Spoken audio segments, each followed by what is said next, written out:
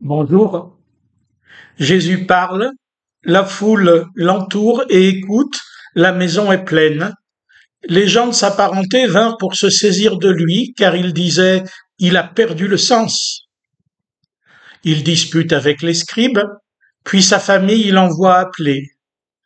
Promenant les regards sur ceux qui étaient assis tout autour de lui, Jésus dit, voici ma mère et mes frères.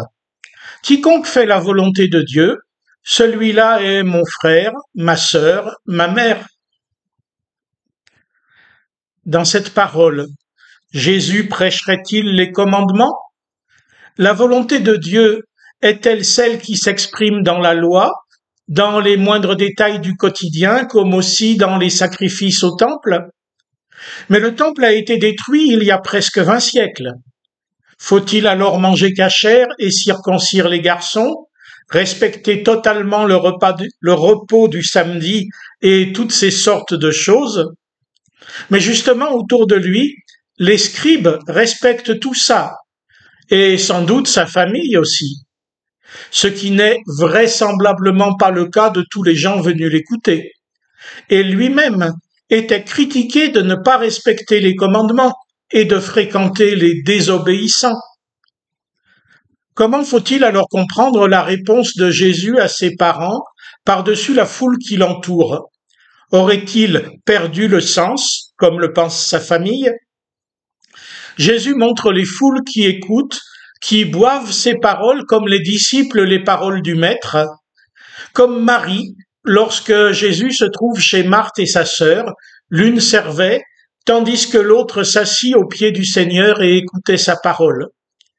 Ce que Jésus dit ici, c'est que l'écouter lui, c'est faire la volonté de Dieu, tout comme il disait de Marie qu'elle avait choisi la bonne part.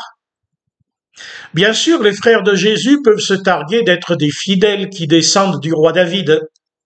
Bien sûr, les scribes font profession de connaître à fond les Écritures et de pratiquer les commandements. Mais ni les uns ni les autres n'écoutent Jésus, ne sont tournés vers lui. À côté de lui ou en face, ils ne sont pas de ses disciples. Or, pour Jésus, cela seul compte, l'écouter et le suivre. D'autres passages des évangiles le disent aussi très clairement. Où est alors sa vraie famille? Qui sont les gens de sa vraie parenté? Ceux et celles qui l'écoutent afin d'en faire leur profit. Ainsi est redéfinie la volonté de Dieu, non plus la loi de Moïse, mais Jésus lui-même. C'est en lui seul qu'est le salut, et non dans la piété ou la morale. Ainsi s'en alla tout triste le jeune homme riche, strict observant des commandements, et ainsi se réjouit Zachée, escroc notoire, dont la vie a été transformée par Jésus. La question nous est toujours renvoyée. Cherchons-nous à acheter l'amour de Dieu par notre obéissance, nos mérites, ou bien acceptons-nous de vivre de cet amour gratuit en regardant à Jésus qui nous le montre et en nous nourrissant de ses paroles? Bref, nous ou Jésus?